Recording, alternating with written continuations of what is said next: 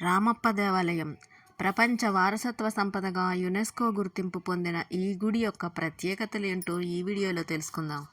కాకతీయుల కళావైభవానికి ప్రతీక రామప్ప దేవాలయం. ఓరుగల్లు నేలిన కాకతీయ రాజులు నిర్మించిన చారిత్రక దేవాలయం రామప్ప దేవాలయం. రామప్ప దేవాలయం తెలంగాణ రాష్ట్ర రాజధాని అయిన హైదరాబాదు నగరానికి 157 కిలోమీటర్ల దూరంలో మరియు కాకతీయ వంశీకుల రాజధాని అయిన వరంగల్లు పట్టణానికి సుమారు 70 కిలోమీటర్ల దూరంలో పాలంపేట అనే ఊరి దగ్గర ఉంది. దీన్ని రామలింగేశ్వర ఆలయం అని కూడా వ్యవహరించటం జరుగుతుంది. ఇది ములుగు జిల్లాలో చాలా ప్రాముఖ్యత గల దేవాలయం. ఈ దేవాలయం విశ్వబ్రాహ్మణ శిల్పుల పనితనానికి మచ్చుతునకగా చెప్పవచ్చు. ఈ దేవాలయం పక్కనే రామప్ప సరస్సు ఉంది. పాలంపేట చారిత్రక గ్రామం కాకతీయుల పరిపాలనలో 13-14 శతాబ్దాల మధ్య వెలుగొందింది. కాకతీయ రాజు గణపతి దేవుడు ఈ దేవాలయంలో వేయించిన శిలాశాసనం ప్రకారం ఈ దేవాలయాన్ని రేచర్ల రుద్రుడు నిర్మించాడు. రామప్ప గుడి ఆలయ నిర్మాణంలోని చిత్రకౌశల్యం, శిల్పకళా నైపుణ్యం వర్ణించనలవి కానివి. ఈ కాకతీయ శిల్పకళా చాతుర్యం ఇన్నేళ్లు గడిచినా ఈనాటికి చూపరులకు అమితానందాన్ని కలిగిస్తుంది. భరతనాట్య శాస్త్రమంతా మూర్తీభవించినట్లుగా స్తంభాల మీద, కప్పుల మీద కనబడుతుంది. రామప్ప గుడిలోని విగ్రహాలు, స్తంభాలపైన ఉన్న శిల్పాలు, ముఖ్యంగా దేవాలయ మంటపం పైకోణాల్లో 4 పక్కలా అమర్చిన పెద్ద నల్లరాతి నాట్యకత్తెల విగ్రహాలు అతి సుందరమైనవి. ఆ విగ్రహాల అలంకరణలు, వాటి త్రిభంగి నాట్య భంగిమలు శిల్పకారులనే సమ్మోహితుల్ని చేస్తున్నట్లు ఉంటాయి. దేవాలయంలోని స్తంభాలపై చెక్కిన నాట్య భంగిమలు, మృదంగాది వాద్యములు, అనేక రకాలైన వాద్యముల రేఖలు చిత్రించబడి ఉన్నాయి. జాయపసేనాని రచించిన నృత్యరత్నావళిలో ఉదహరించిన నాట్యశిల్పమంతా రామప్ప గుడిలో తొణికిసలాడుతూ ఉంటుంది. ఈ దేవాలయం ప్రధాన దైవం రామలింగేశ్వరుడు. ఈ ఆలయం కాకతీయుల ప్రత్యేక శైలి అయిన నేల నుంచి 6.5 అడుగుల ఎత్తులో నక్షత్రాకార మండపంపై నిర్మితమై ఉన్న ఎత్తైన వేదిక. గర్భాలయంలో ఎత్తైన పీఠంపై నల్లని నునుపురాతితో చెక్కబడిన పెద్ద శివలింగం ఉంది. గర్భగుడికి ఎదురుగా ఉన్న మహామండపం మధ్యభాగమున కల కుడ్యస్తంభాలు, వాటిపై గల రాతి దూలాలు రామాయణ పురాణ ఇతిహాసగాథలతో కూడిన నిండైన అతి రమణీయమైన శిల్పాలు కలిగి ఉన్నాయి. ఇక్కడ సర్వాంగ సుందరంగా చెక్కబడిన మదనిక, నాగనీ శిల్పాలు కాకతీయుల శిల్ప కళాభిరుచులకు చక్కటి తార్కాణాలు. నంది మండపం, కామేశ్వర, కాటేశ్వర ఆలయాలు చూడదగినవి. దేవాలయం అత్యంత తేలికైన ఇటుకలతో నిర్మితమైంది. ఈ ఇటుకలు నీటి మీద తేలే అంత తేలికైనవి. ఇక్కడ ఆలయానికి ఎదురుగా ఉన్న నందికి ఒక ప్రత్యేకత ఉంది. ఒక కాలు కొంచెం పైకి ఎత్తి పట్టుకుని చెవులు రిక్కించి యజమాని ఎప్పుడు ఆజ్ఞాపిస్తాడా అన్నట్లుంటుంది. ముందు నుంచి ఏ దిశ నుంచి చూసినా అది మన వైపే చూస్తున్నట్లుంటుంది. ఈ దేవాలయం మొత్తం రెడ్ శాండ్ స్టోన్ తోటి నిర్మించారు. పునాది లేకుండా నేరుగా ఇసుకపై నిర్మించిన మొట్టమొదటి కట్టడం ఇది. రెడ్ శాండ్ స్టోన్ రాయి రంగు ఇప్పటికీ కోల్పోలేదు. అనేక యుద్ధాలు, దాడులు, 17వ శతాబ్దంలోని ఒక భూకంపాన్ని కూడా తట్టుకుని ఈ గుడి నిలబడిందంటే ఈ దేవాలయ నిర్మాణ సాంకేతికత అత్యద్భుతమని చెప్పవచ్చు. శాండ్ బాక్స్ టెక్నిక్ ద్వారా నిర్మితమైనటువంటి ఈ గుడి భూకంపాలను కూడా తట్టుకునేలాగా దీన్ని నిర్మించటం విశేషం. పునాది లేకుండా గుడి నిర్మితమవడం అనేది ఎక్కడా మనం విని ఉండం. కానీ ఈ గుడి మాత్రం పునాది లేకుండా నేరుగా ఇసుకపై నిర్మించారంటే ఆ నిర్మాణ శైలికి దాసోహం అనవచ్చు.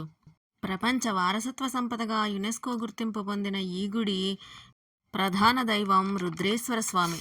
తెలంగాణలోని ములుగు జిల్లాలో పాలంపేట గ్రామంలో ఉంది. రుద్రేశ్వరుడు అనే పేరుతో శివుడు ఇక్కడ పూజలందుకుంటున్నాడు. ఈ గుడి శిల్ప సంపద విశిష్టమైనది. దీంతో ఈ ఆలయాన్ని తాజాగా ప్రపంచ వారసత్వ కట్టడాల జాబితాలోకి చేర్చింది యునెస్కో. కాకతీయులు క్రీస్తు శకం 1123-1323 మధ్య తెలుగు రాష్ట్రాల్లో సింహభాగాన్ని పాలించారు. 1213లో ఈ గుడి నిర్మాణం ప్రారంభమయ్యింది. నిర్మాణానికి సుమారు 40 ఏళ్లు పట్టిందని చరిత్రకారులు అంచనా. కాకతీయ చక్రవర్తి గణపతి దేవుడి కాలంలో ఆయన సేనాని రేచర్ల రుద్రుడు ఈ గుడి కట్టించినట్లుగా శాసనాలు చెబుతున్నాయి. రేచర్ల రుద్రుడిని రుద్రసేనాని, రుద్రదేవుడని, రుద్రరెడ్డి అని కూడా అన్నారు.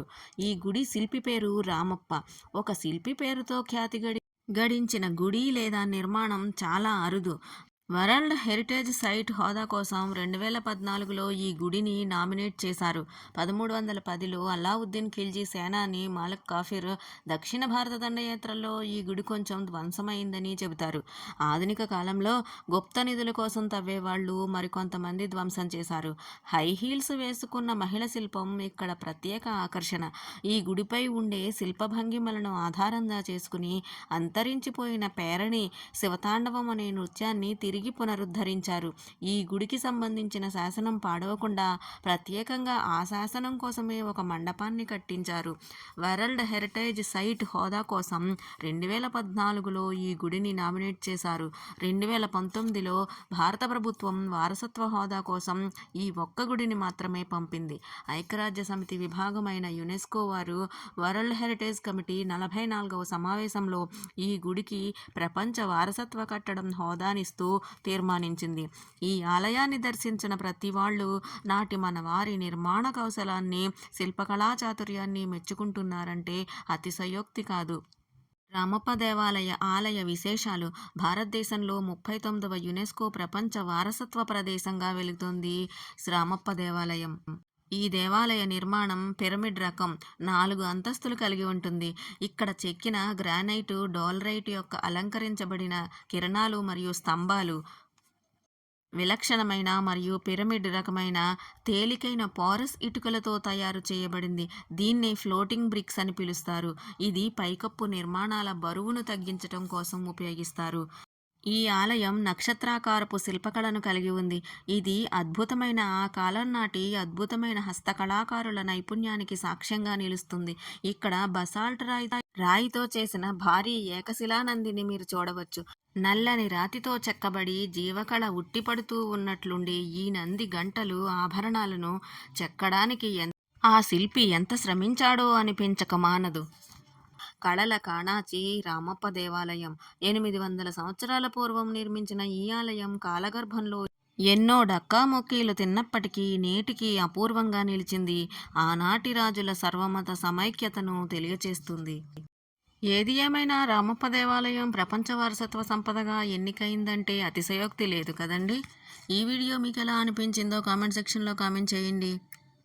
ఈ వీడియో నచ్చితే లైక్ చేయండి, షేర్ చేయండి. సాయి షణ్ముఖ ట్రెండీ వ్లాగ్స్ ఛానల్ని సబ్స్క్రైబ్ చేసుకోండి. మరిన్ని మంచి వీడియోల కోసం ఛానల్ని ఫాలో చేయండి. Thank you for watching.